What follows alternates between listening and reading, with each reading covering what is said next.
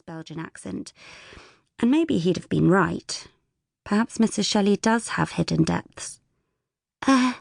Everyone, she says again in her whisper of a voice.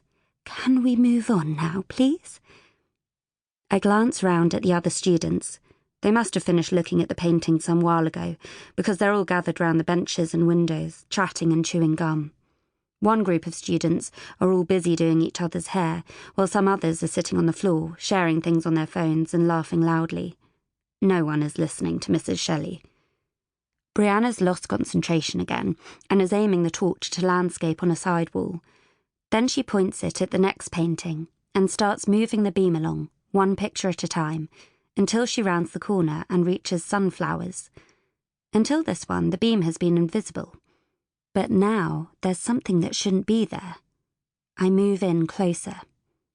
Look, I say, pointing to a small mark that's appeared just below Van Gogh's signature. Liam frowns. It looks like an A. It is an A, I say, but what's it doing there? I take a picture of it while it's lit by the ultraviolet beam. The letter is quite ornate. Maybe it's a mark made by the gallery? Their way of marking it against theft, he suggests. You really think they'd write on a priceless painting? I ask. Brianna shrugs. It is invisible ink. Suddenly there's a loud clapping, and we all go quiet, our heads swivelling towards the source of the noise. A tall, slender man with dark greying hair, brown eyes, and an expensive-looking navy suit is standing there. This is Lord Rathbone, father of Sarah, my arch-enemy at school. She's standing next to him, a smug smile doing nothing to improve her habitual air of privilege and arrogance. Normally, I love visiting the National Gallery, and I'd been looking forward to the Van Gogh exhibition for months. But it turns out that Sarah's dad is a gallery patron, and the fact that this trip had been arranged was entirely thanks to him, so all the pleasure's been squeezed out of it like water from a mop.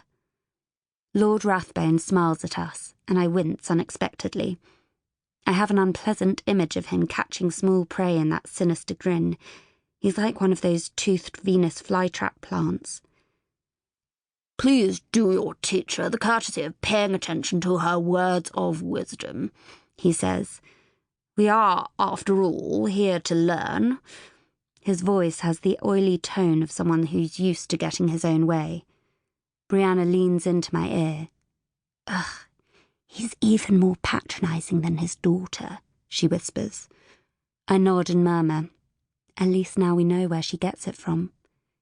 He gives me the creeps, she replies. Me too, I agree.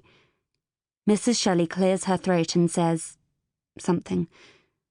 What's that, Mrs. S? Asks a boy.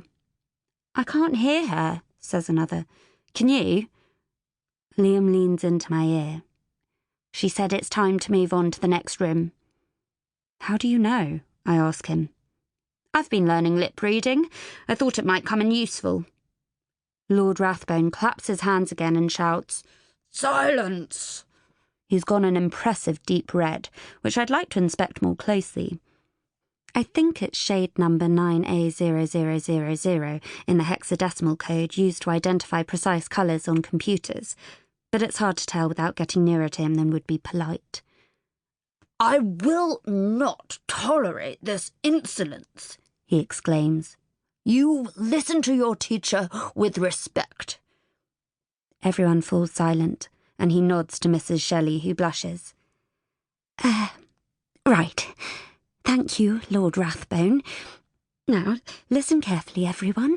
We're going to move on to the next room, where I'd like you to look out for the painting we studied in class, Bedroom in Arles, which was, of course, one of Van Gogh's own favourites. Remember what we discussed? The flattened perspective and the lack of shadows, and try to compare the style with the Japanese prints we looked at, and which the artist used for inspiration. Decide how successful you think he was, and don't forget to take notes for discussion in class next time. We all traipse dutifully through to the next part of the exhibition. Brianna, Liam and I walk along together, and Brianna asks, What did she say? Something about a Japanese print.